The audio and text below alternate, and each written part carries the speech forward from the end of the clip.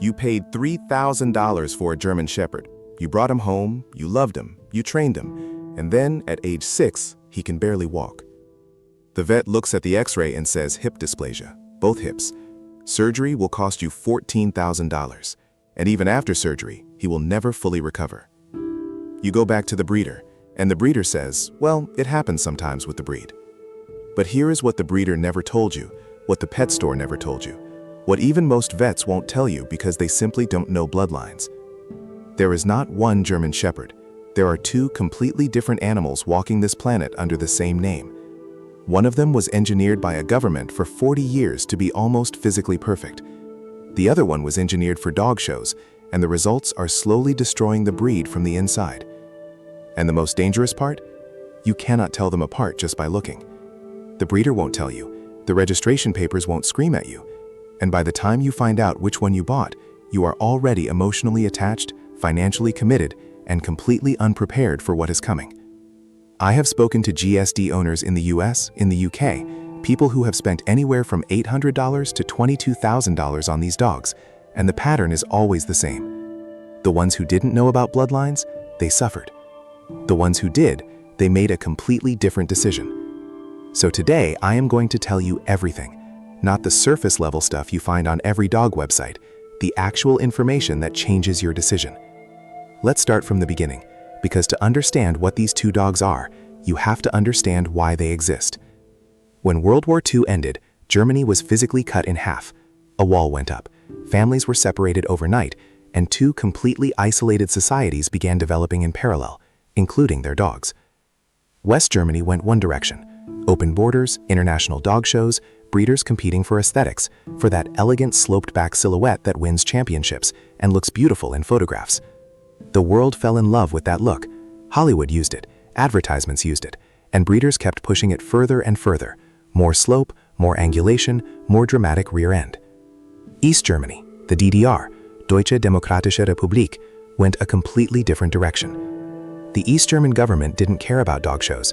They needed border patrol dogs, real ones, dogs that could work in -20 degrees, run across concrete for hours, detect a human hiding in a forest at night, and not break psychologically under extreme pressure. So they built a government-controlled breeding program, 40 years, completely isolated from the rest of the world. No outside bloodlines coming in, no compromises. Every single dog was physically tested, health screened, temperament evaluated, and only the best of the best were allowed to reproduce. If a dog failed the test, it didn't breed. Simple as that. This is what 40 years of that kind of selective pressure produces. A dog with a straight back, dense, heavy bone structure, a blocky head, dark pigmentation, and physical endurance that is genuinely difficult to believe until you see it. When the Berlin Wall fell in 1989, suddenly these two lines were in the same world again. And here is where the story gets complicated and expensive for you. Because right now in America, in the UK, across the world, breeders are selling both of these dogs under the same label, German Shepherd. Same name, same breed registration, completely different animal inside. Let me tell you what this actually means for your life, because abstract history means nothing until it hits your wallet and your heart. In the United States right now, a West German showline puppy costs you anywhere from $800 to $1,500 on the low end. Sounds reasonable. You bring him home, he is beautiful. The sloped back, the dramatic rear, he looks exactly like what everyone pictures when they say German Shepherd.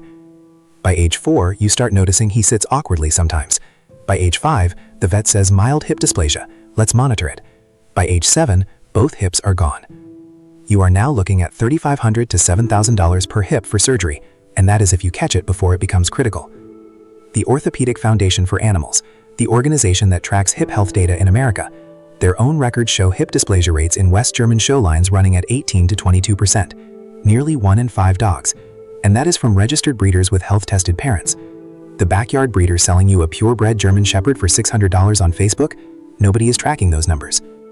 In the UK, the picture is almost identical. The Kennel Club health surveys show German Shepherds, predominantly showline in UK registrations, consistently ranking among the top breeds for musculoskeletal problems. British vets have been raising alarms about the sloped back conformation for over a decade. The RSPCA issued public statements about it. Germany's own Kennel Club, the SV, has been internally debating breeding standard reforms because of this exact issue. Hip surgery in the UK, roughly £2,500 to £5,000 per hip, and the National Health Service does not cover your dog. Now here's something nobody talks about: the insurance trap. In America, most pet insurance companies have started adding clauses specifically for German Shepherds. Some will cover hip dysplasia, some won't, and almost all of them have a waiting period of 12 to 14 months before orthopedic conditions are covered, meaning if your dog starts showing symptoms before that period ends, you are paying entirely out of pocket. In the UK, the situation is slightly different but equally frustrating. UK pet insurance is more widely adopted, roughly 40% of dog owners carry it. But German Shepherds are specifically categorized as higher risk by several major insurers, including some of the biggest names in the market, meaning your premiums are higher from day one, and lifetime cover policies for GSDs can run you £40 to £70 per month. This is the financial reality of the wrong bloodline decision, and most people find out about it years after they fell in love with the dog. Now let's talk about the DDR side, because this is where things get genuinely interesting. A verified DDR German Shepherd puppy in America starts at $1,500 minimum from a reputable breeder. Working quality with full pedigree documentation, $3,000 to $5,000. A fully trained DDR, $8,000 to $25,000. I know that sounds like a different world, but here is what you are actually buying. 40 years of government health screening means DDR lines carry significantly lower rates of hip dysplasia. We are talking 4 to 8% in well-maintained lines versus 18 to 22% in show lines. That difference is not just statistics. That is the difference between a dog who is running with you at age 10 versus a dog who can barely get up at age 7. In the UK, verified DDR imports are rarer and therefore more expensive, typically £1,500 to £3,500 per puppy, $4,000 to $8,000 for a working line animal with documentation. The rarity is actually part of the protection. Because DDR bloodlines are documented and traceable, it is harder for dishonest breeders to fake them, though it still happens, and I will tell you exactly how in a moment. But here is the thing about DDR dogs that nobody tells first-time buyers, and this is important, please listen carefully. A DDR German Shepherd is not a pet. It is a working animal that will live in your house. Those are two very different things. This dog was bred for 40 years to have extreme drive. He needs a job every single day. Not a 20-minute walk, not fetch in the backyard. A job.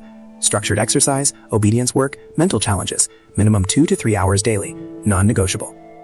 In America, the #1 reason DDR and high-drive German Shepherds end up in rescue organizations is not aggression. It is not health problems. It is owners who bought a serious working dog expecting a family pet and could not handle what they actually got. I spoke to a woman in Texas who bought what was sold to her as a DDR Shepherd for $4,000. Beautiful dog, papers look legitimate, but nobody told her what she was actually getting. Within 6 months, the dog had destroyed her backyard fence twice, developed severe anxiety, and bitten a neighbor's child, not out of aggression, but out of redirected frustration from being understimulated. The dog was not dangerous. The dog was bored and misunderstood. In the UK, there is an additional legal dimension that American owners don't deal with. The Dangerous Dogs Act 1991 does not list German Shepherds as banned breeds, but it gives authorities broad power to act against any dog deemed dangerously out of control in a public place. Since the XL bully ban in 2023, UK enforcement has become noticeably more aggressive. Police and local councils are more trigger-happy about issuing control orders. And here is the legal reality. If your German Shepherd, undertrained and overstimulated, knocks over an elderly person in the park, you as the owner face unlimited fines and up to 5 years in prison. The dog can be legally destroyed, not as a punishment, just as an outcome. In America, liability law varies by states. Some states follow one-bite rules, meaning your dog gets one free incident before you are held legally responsible. Other states have strict liability. One bite, you pay, regardless of prior history. With a high-drive dog, regardless of bloodline, the liability insurance conversation is not optional. Minimum $300,000 coverage. Some trainers in the working dog community recommend $500,000. Now the question every person watching this is actually thinking, how do I know what I am actually buying? Here is where it gets dark. Because the DDR label has become so valuable, thousands of dollars of price increase just from those 3 letters, dishonest breeders have flooded the market with fake claims. A real DDR German Shepherd has SV registration papers. The SV is the German Shepherd Dog Club of Germany, the original registry. These papers trace the dog's lineage back multiple generations and include working titles. Specifically, DDR dogs should have ancestors with SCH or IPO titles, protection sports certifications that prove working ability was tested and verified. If a breeder says DDR but cannot show you SV papers with traceable working titles in the pedigree, that is not a DDR dog. That is a marketing label on an unknown bloodline, and you are paying DDR prices for a West German or mixed dog.